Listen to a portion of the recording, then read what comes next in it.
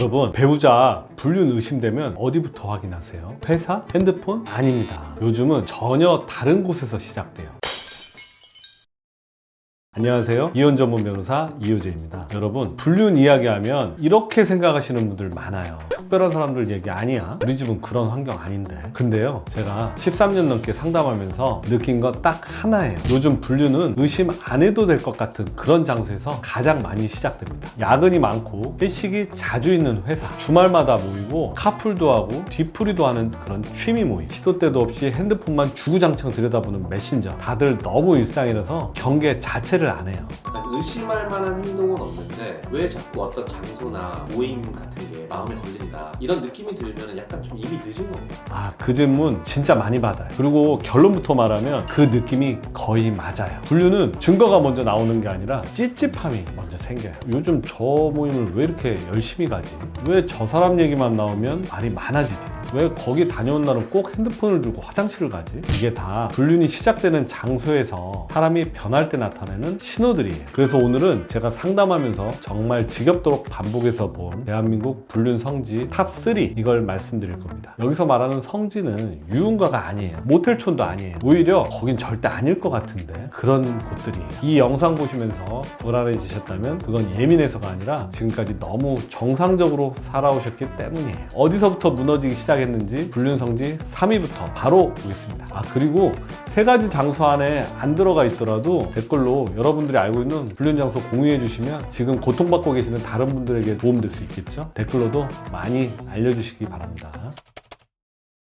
불륜 성지 3위, 오픈 채팅방. 요즘 불륜은 술 먹다 우연히 생기는 게 아니에요. 처음부터 계산하고 시작하는 관계가 훨씬 많아요. 특히 오픈 채팅방, 이거는 심심풀이 하는 게 아니라 의도 있는 사람들이 모이는 그런 공간이에요. 오픈 채팅방은 진짜 그냥 대화만 하는 사람도 많잖아요. 그렇죠. 그런데 문제는 불륜으로 가는 방은 따로 있다는 거예요. 제가 상담했던 사건들 보면 방 제목부터 달라요. 기혼만 들어오세요, 가정 건드리지 말 것, 유부남 유부녀 인증만 한해서. 이게 무슨 뜻이냐면 이미 우린 같은 편이다, 이런 암묵적인 합의가 깔려 있는 거예요. 실제 사건 하나 말씀드릴게요. 평범한 남편이었어요. 애들 학원 데려다주고 주말에 마트 장도 보고. 근데 어느 날부터 습관이 생겨요. 핸드폰 액정화면을 항상 아래로 두고 화장실이나 샤워할 때도 무조건 폰을 들고 가요. 심지어 분리수거하러 잠깐 내려갈 때도 폰을 꼭 들고 가요. 아내분이 그때 요즘 다들 그러니까 제가 예민한 줄 알았어요. 근데 그 예민함이 전부 다 사실이 됩니다. 이 남편은 오픈 채팅방에서 아예 시간대별로 사람을 관리하고 있었어요. 아침엔 아이 등원 끝난 주부, 낮에는 프리랜서, 저녁엔 맞벌이. 대화 내용 보면요, 감정 교류 없어요. 사랑 얘기 없어요. 오늘 애 몇 시에 자? 남편 오늘 야근? 지금 나올 수 있어? 이건 썸도 아니고 실수도 아니에요. 일정 관리예요. 근데 이런 경우는 외도라고 보기에 좀 어렵지 않나요? 그래서 더 위험한 거예요. 처음엔 그냥 채팅이야, 그냥 동네 친구야, 실제로는 안 만났어, 이렇게 말을 해요. 근데 이 대화들을 법원에서 보면 정서적 외도, 즉 부정행위 전 단계로 봐요. 그리고 현실적으로는요, 이 단계까지 온 사람들 거의 반드시 만날 준비를 이미 끝낸 상태예요. 아내분이 결정적으로 알게 된 계기가 뭐였냐면 남편의 구글 타임라인이었어요. 회사 근처도 아니고 집 근처도 아닌 이상한 동선이 매일 낮마다 반복돼요. 늘 같은 시간, 늘 같은 골목. 그제서야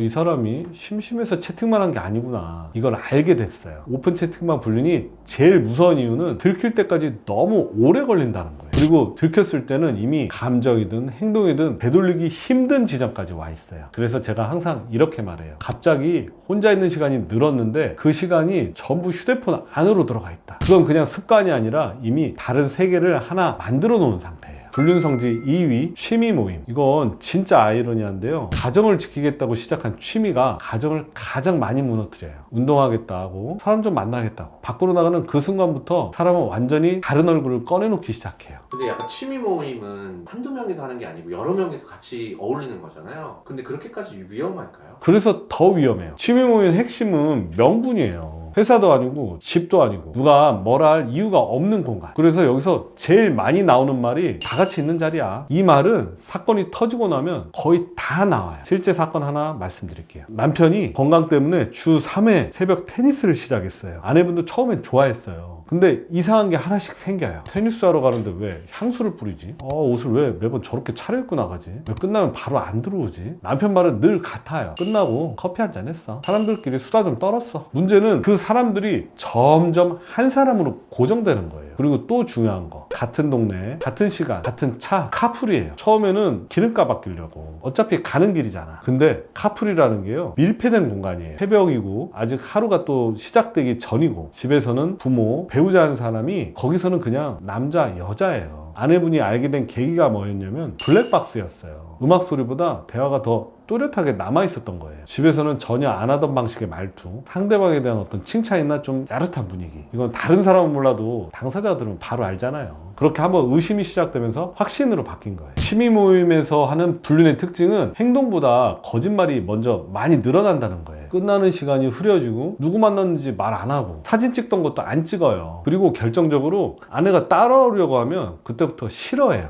여기 그런 데 아니야. 아유, 당신 오면 분위기 깨져. 이 말 나오는 순간 이미 선은 넘어갔다고 보셔도 돼요. 취미 모임은요, 불륜이 자리 잡기 가장 좋은 온실이라고 생각하세요. 자주 보고 또 핑계 만들기 쉽고, 걸려도 오해야 라고 빠져나갈 수 있으니까 그런 취미 모임에서 불륜이 정말 많이 일어나는 것 같아요. 불륜 성질 1위, 회사, 시간, 빈도, 명분, 또 감정의 공유, 이 네 가지가 한 공간에 다 들어 있습니다. 사람은요, 힘들 때 옆에 있는 사람한테 마음을 열게 돼요. 집에서는 아이 이야기, 돈 이야기, 현실적인 그런 이야기가 많이 오가는데, 회사에서는 오늘도 정말 고생했어요. 그 일은 당신이 제일 잘하네요. 이런 정감 있는 말들이 계속 쌓여요. 실제 사건 하나 말씀드릴게요. 남편이 중견기업의 팀장이었어요. 야근도 많고 프로젝트에 대한 압박이 심했어요. 아내분은 늘 이렇게 들었어요.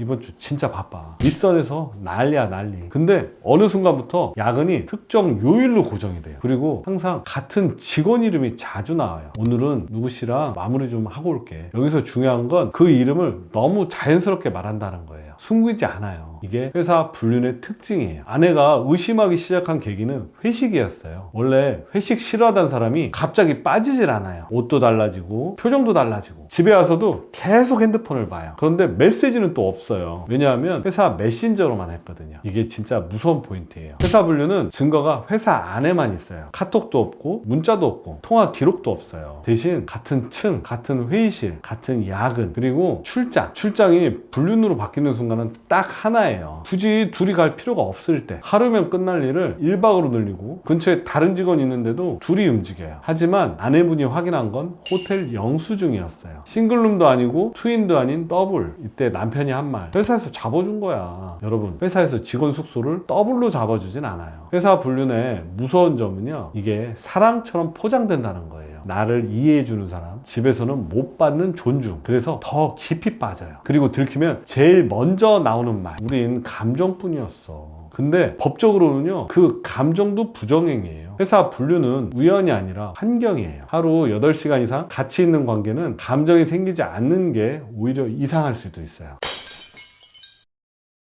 오늘 말씀드린 3곳 다 일상의 부분이어서 경계하기도 어렵고 의심하기도 애매한 곳들이에요. 하지만 불안한 느낌이 든다면 그 감정을 무시하지 마세요. 당신이 예민해서가 아니라 실제로 달라졌기 때문일 수 있으니까요. 이번 영상이 도움되셨다면 구독, 좋아요 부탁드리고요. 다음 영상에서도 더 좋은 모습 보여드리도록 하겠습니다. 지금까지 이혼 전문 변호사 법보다 유재 이효재 변호사였습니다. 안녕.